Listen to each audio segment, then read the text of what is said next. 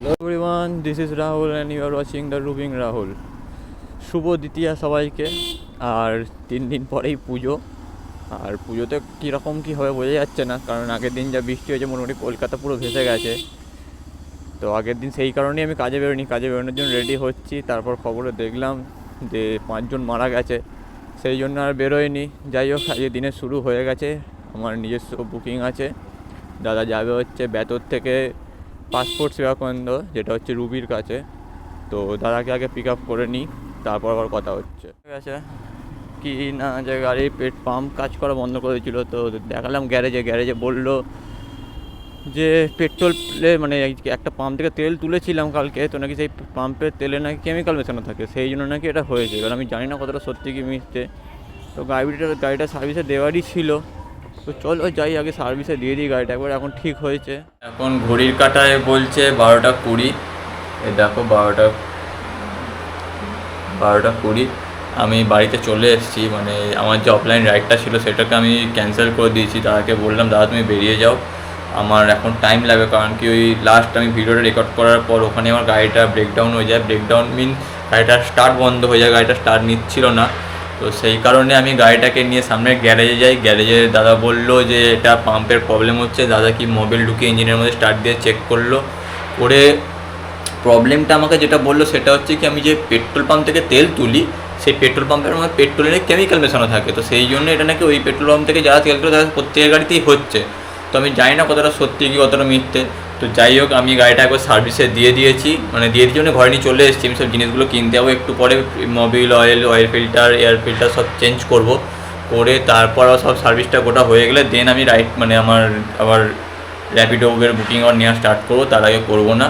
তো এটাই, চলো আগে আমি এগুলো কমপ্লিট করি, দেন আবার যখন আপডেট যা হবে সেটা আমি দিতে থাকবো। বললাম কাজেতে, তার কারণ হচ্ছে আমি যে বলেছিলাম যে আমি আজকে গাড়িটা সার্ভিস না করানোর পর বেরোবো না, কিন্তু পার্টস যেখান থেকে কেনা হয় সেখানে গেলাম কিনতে, দোকান বন্ধ ছিল। আর গ্যারেজের দাদাও বললো যে একটু চাপ আছে আজকে দিও না, কাল পরশু করে দিও। তো আমি ভাবলাম বেকার ঘরে বসে থেকে লাভ নেই, তার থেকে ভালো বেরিয়ে যাওয়া যাক বলে আমি খেয়ে দিয়ে একদম ফ্রেশ হয়ে আবার বেরোলাম। এখন গাড়িতে সেরকম কোনো কিছু প্রবলেম করছে না। তো রাস্তায় যদি প্রবলেম না হয় এটাই চাইবো। আজকের দিনটা কাজ করি, সেই কত কী কাজ হয়, তারপর কালকে পারলে একবার আজকে রাত্রে ফেরার সময় আমি সব কিছু কিনে নেবো। কিনে নেওয়ার পর কালকে আমি দিয়ে দেবো সার্ভিসে সকাল সকাল, যাতে দুপুরের মধ্যে পেয়ে যাই। তারপর দুপুরের পর কালকে আবার কাজে বেরোবো। তো যাই হোক, আমি একটা রাইড পেয়েছি, সামনাসামনিই আছে পিক আপ, বেশি নয় 700 মিটার মতো পিক আপ আছে। আর দিদি যাবে হচ্ছে গিরিশ পার্ক, ভাড়া তো ভালোই দেখেছি 150 টাকার কাছাকাছি। জানি না ওখানে এখনো জল আছে কি না, তো দিদিকে আগে পিক আপ করে নিই।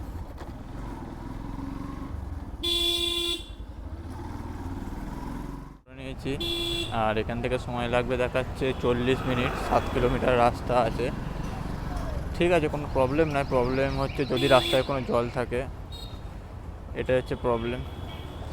আধা ঘন্টার মধ্যে পৌঁছে যাওয়ার কথা, মনে হয় জল আছে বা না আছে জানি না। দিদির ড্রপ লোকেশান আছে হচ্ছে গিরিশ পার্ক আর শোভাবাজারের মধ্যিখানে, একদম মিডিলে হেদুয়া। তো যাই হোক, চলো দিদিকে নিয়ে যাই, আগে ড্রপ করি। নেই, একটু হাওয়া দিয়ে নিতে হবে, নাহলে গাড়ি যাচ্ছে না, এগোচ্ছে না। তো দেখি গাড়িকে হাওয়া একটু দিয়ে নিই, পেট্রোল পাম্পে এসে দাঁড়িয়েছি সামনের, হাওয়া দিয়ে নিয়ে তারপর আবার বেরোবো। বেরিয়ে পড়েছি, আর এখান থেকে 5 কিলোমিটার আছে, মানে বেশি দূর আসিনি। এসেই দেখলাম পেট্রোল পাম্প খোলা আছে আর হাওয়াটাও আছে, মানে হাওয়া প্রেসার চেক করার। সব পেট্রোল পাম্পে থাকলেও বন্ধ থাকে, ইচ্ছা করে বন্ধ করে রেখে দেয়। তবে যাই হোক, এই রাস্তাটা একটু জ্যাম আছে, রাস্তা থেকে তাড়াতাড়ি বেরিয়ে যাই, নাহলে এই রাস্তায় টাইমটা পুরো লাগিয়ে দেবে। দ্বিতীয়াতে সেরকম কোনো ভিড় দেখলাম না হাওড়া ময়দান মার্কেটে, মানে অন্যান্য বছর যথেষ্ট ভিড় থাকে এই সময়, সবাই মার্কেটিং করতে আসে। আর একটা যেটা কালকে দেখো কলকাতাতে বলছে 250 mm বৃষ্টি হয়েছে। হ্যাঁ, সেটা সবাই দেখেওছি আমরা, যে পুরো জলমগ্ন, সব জায়গায় 1 কোমর করে জল দাঁড়িয়ে গেছে। আর সেই রকমই দেখো আজকে পুরো কাঠফাটা রোদ্দুর, মানে আজকে যা রোদ্দুর, এই রোদ দেখার পর কেউ বিশ্বাস করবে না যে কালকে কলকাতায় এরকম ক্লাউড বাস্ট মতো বৃষ্টি হয়েছে পুরো। ট্যাক্সিটা দেখিয়েছিলাম, সেই ট্যাক্সিটা এখানে দাঁড়িয়ে আছে। ট্যাক্সিটা সত্যি খুব সুন্দর দেখতে, অ্যাকচুয়ালি আমি আগের দিন বলেছিলাম এর উপর পেন্ট করা আছে, তারপর আমি ভালো করে দেখলাম কি এর উপর পেন্ট করা ছিল না। অ্যাকচুয়ালি ওর উপরে পেন্ট না করা থেকে ওটার উপর স্টিকার মারা ছিল পুরো ট্যাক্সিটাতে। তো যাই হোক, খুব সুন্দর দেখতে লাগছিলো। ওখান থেকে জল স্টার্ট হচ্ছে, এক সাইডের মধ্যে থেকে জল এখনো পুরো কত দূর পর্যন্ত জল আছে এখন মোটামুটি? রাজবিহারি অবধি।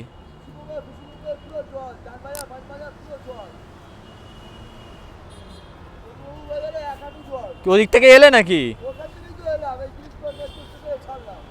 ও, করো তাহলে, এদিকেই করো।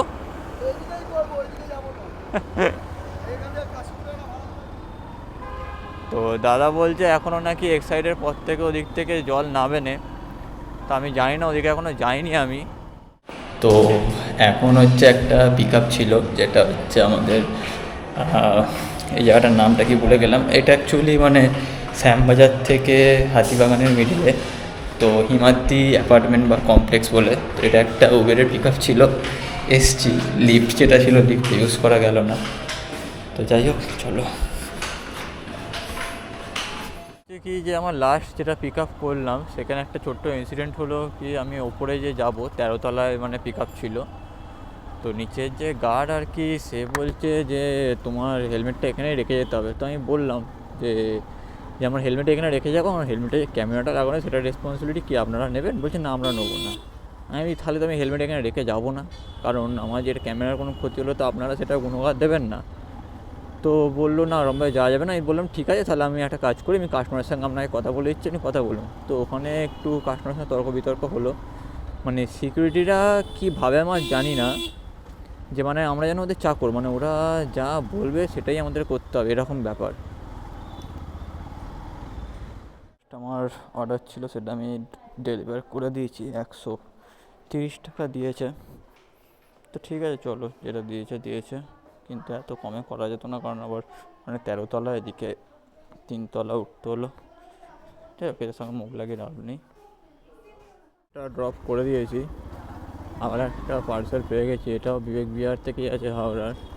আর যাবে হচ্ছে 1.5 কিলোমিটার। পয়সা দেখেছি 50 টাকা মতো, ওই জন্যই পিক আপ করে নিয়েছি। মানে পিক আপ মানে অ্যাকসেপ্ট করে নিয়েছি, পিক আপ করতে যাচ্ছি। আর এই দুটো লাগেজ আমি নিয়ে যাবো কী করে ভগবান জানে। গাড়ি এটা করে নিয়েতে না হয়ে যায়, গাড়ির হ্যান্ডেল না আটকে যায়। যে ড্রপটা ছিল, মানে পার্সেলটা পেয়েছিলাম আর কি, ওটা আমি ড্রপ করে দিয়েছি। এখান থেকে আর একটা রাইড পেয়ে গেছি, তাতে যাবে হচ্ছে বরিশা। ভাড়া দেখিয়েছে 150 টাকা মতো। তো চলো যাই, গিয়ে দাদাকে পিক আপ করে নিয়েছি। আর এখান থেকে ডিস্টেন্স দেখাচ্ছে 13 কিলোমিটার মতো, টাইম লাগবে আধা ঘন্টা। দাদার ড্রপ লোকেশান আছে শখের বাজার। তো এই সকালবেলা একজনের সঙ্গে কথা হচ্ছিলো, তিনি বলছিলেন নাকি ওদিকে এখনও জল দাঁড়িয়ে আছে। তো জানি না কতটা কি জল আছে না আছে। তো চলো পিক আপ যেগুলো করে নিয়েছি, আগে দাদাকে নিয়ে যাই, নিয়ে যেতেই বুঝতে পারবো। যদি জল থাকে তাহলেও তোমাদের আপডেট দেবো, আর যদি জল না থাকে তাহলেও তোমাদেরকে আপডেট দেবো, সেটা নিয়ে কোনো চিন্তার কারণ নেই। তো চলো দাদাকে আগে মানে ড্রপ করি। পিক আপটা ছিল মানে যেটা ড্রপ করলাম আর কি, সেটা এখানে বরিশা ক্লাবের সামনেই ছিল। তো দাদাকে আমি ড্রপ করে দিয়েছি। আর ফেয়ার হয়েছিল হচ্ছে এটা 155 টাকা মতো। তো এখান থেকে আর একটা আমি পিক আপ ধরে নিই, যেটা সামনাসামনি আছে, বেশি দূর নয়। দিদি যাবে হচ্ছে বেহালা চৌরাস্তা থেকে আলিপুর কোন জায়গাটা আমি ঠিক করে দেখিনি। চলো দিদিকে যাই, এখান থেকে 700 মিটার পিক আপ ডিস্টেন্স আছে। তো চলো আগে যাই, গিয়ে পিক আপ করে দিদিকে, তারপর জানাচ্ছি কোথায় ড্রপ আছে না আছে। দিদিকে পিক আপ করে নিয়েছি। তো বেহালা চৌরাস্তা থেকে যাবে হচ্ছে মাঝেরহাটের ওখানে। তো এখানে 3 কিলোমিটার দেখাচ্ছে ডিস্টেন্স। ফেয়ার ওই 50 টাকা না কত, 45 টাকার মতো ছিল। তো ঠিক আছে, কোনো প্রবলেম নেই। যাই হোক, 15 মিনিট টাইম দেখাচ্ছে, আর এখন ঘড়ি কাটায় বলছে 4:56, মানে ওই 5টায় ধরে রাখো। তো চলো দিদিকে আগে ড্রপ করে দিই। যে রাইডটা ছিল আমাদের, ওটা বেহালা চৌরাস্তা থেকে এই মাঝেরহাটের এখানে স্পোর্টস কমপ্লেক্সে। এটার ভাড়া হয়েছিল 51 টাকা। তো বোন ছিল, বয়স অনেক ছোট, তো ও তাড়াতাড়ি ঢুকে গেল, লেট হয়ে গেছিলো বলে 50 টাকা দিয়ে। যাই হোক, বলতে না বলতেই একটা ভাড়া পেয়ে গেছি। এটাও প্যাকেজ। এটা পিক আপ আছে 800 মিটার, যেটা টাইম লাগবে 4 মিনিট। আর ড্রপ আছে ভবানীপুর, ওখান থেকে আরও 3 কিলোমিটার মতো। ভাড়া দেখে দিয়েছে 75 টাকা। তো চলো এটা মেরে দিই, ভালোই আছে। তো গাইস, পিক আপ করে নিয়েছি, মানে পার্সেল হচ্ছে এটা যাবে তিওয়ারি ব্রাদার্স। ড্রপ লোকেশন আছে এই যে এক্সোটিকা হ্যান্ডিক্রাফটস। তো চলো যাই কি এটা দিই পার্সেলটা। তো শুরু। আর এখানে লাইটিংটা দেখো তোমরা খালি, ভাই কি সুন্দর লাগছে ভাই, দারুণ, মানে এক কথায় দারুণ। লাইটগুলো কি সুন্দর ঝুলিয়েছে দেখো, আলাদাই লাগছে। আজকে দ্বিতীয়া, তো আর 4 দিন পরই ষষ্ঠী। যদিও সবাই এখন থেকে ঠাকুর দেখতে বেরিয়ে পড়েছে, হয়তো তোমাদের মধ্যে অনেকে যারা এখন থেকে ঠাকুর দেখতে বেরিয়ে পড়েছে। যাই হোক, এটা এত সুন্দর লাইটিংটা করেছে দেখে আমি ভিডিওটা চালু করি। ব্যাপারটা হচ্ছে এটা যে আমার পার্সেল যেটা ছিল সেটা আমি ড্রপ করে দিয়েছি।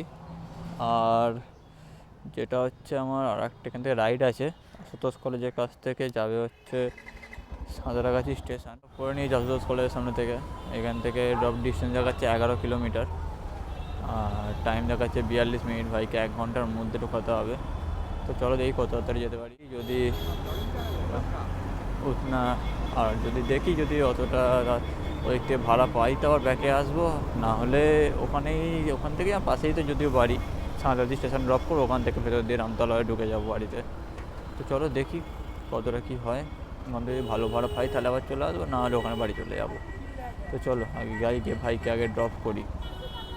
আর আজকে সকাল থেকে করিনি, যদিও আজকে আমি দুপুরবেলা স্টার্ট করেছিলাম, তো তখন থেকে কাজ মোটামুটি ভালোই হয়েছে, পরপরই ভাড়া পেয়েছি। আর উবেরে ভাড়া ভালোই দিচ্ছে, বলবো না কম টাকা দিচ্ছে, 10 টাকা কিলোমিটার করে আমি পেয়েছি। আর ম্যাক্সিমাম আজকে আমি প্যাকেজই নিয়েছি, তো সেই জন্য আরও বেশি ভালো ভাড়া পেয়েছি আমি।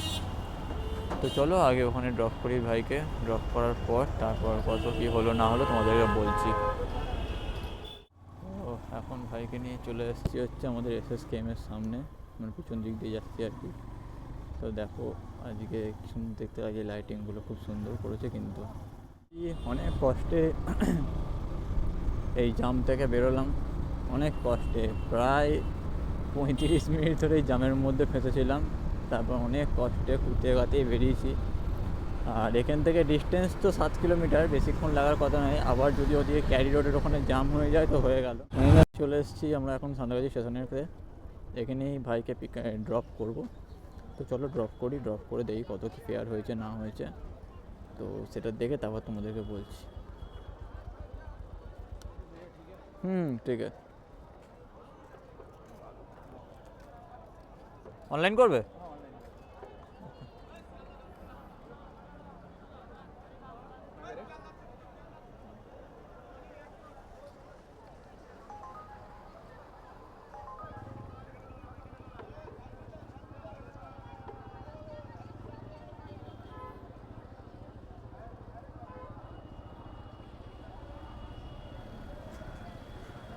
ओके ठीक है, थैंक यू।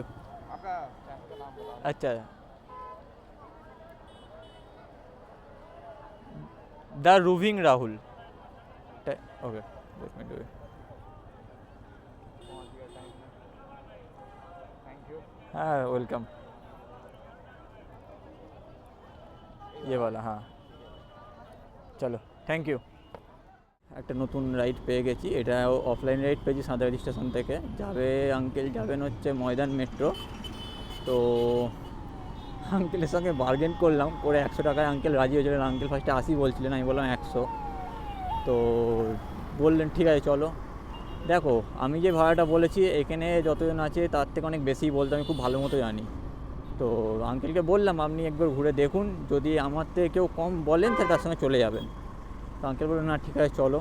তো 100 টাকায় যাচ্ছি, ময়দান মেট্রোর সামনে আঙ্কেলকে ড্রপ করবো, করে এটাই আমার লাস্ট রাইড হবে, এরপর আর করবো না, বাড়ি চলে আসবো আমি। তো যাই হোক চলো। আর আজকের আমি হিসাব করে দেখলাম আমার মোটামুটি এদিকে হচ্ছে 400, মোটামুটি ওই 800 টাকার মতো কাজ হয়েছে মতো রাইড এখানে ইতি। আর লাস্ট রাইড আমার 100 টাকা যেমন বলেছিলাম, 100 টাকা আঙ্কেল দিল, 110 টাকা দিল। তো ঠিকই আছে, 8 কিলোমিটার রাইড ছিল, 110 টাকা পেয়েছি। আর এইখানেই ভিডিওটা শেষ করছি। তোমরা যারা আমার ভিডিও পছন্দ করো তারা অবশ্যই লাইক করে দিও একটু, আর আমার চ্যানেলটাকে সাপোর্ট করো, পাশে থাকো। আমি এরকম আরও নতুন নতুন অনেক ভালো কন্টেন্ট আনতে থাকবো। আর তোমরা যারা আমার ভিডিও দেখো তারা আমাকে সাজেশান দিতে পারো যে আরও কি কোনো রকম জায়গায় ভালো করতে হবে, কি কোন জায়গাটা করলে ভালো হবে, কোনো কিছুর ওপর ভিডিও বানাতে হবে কি না। আমি অবশ্যই বানানোর চেষ্টা করব। তো চলো, টাটা, বাই বাই।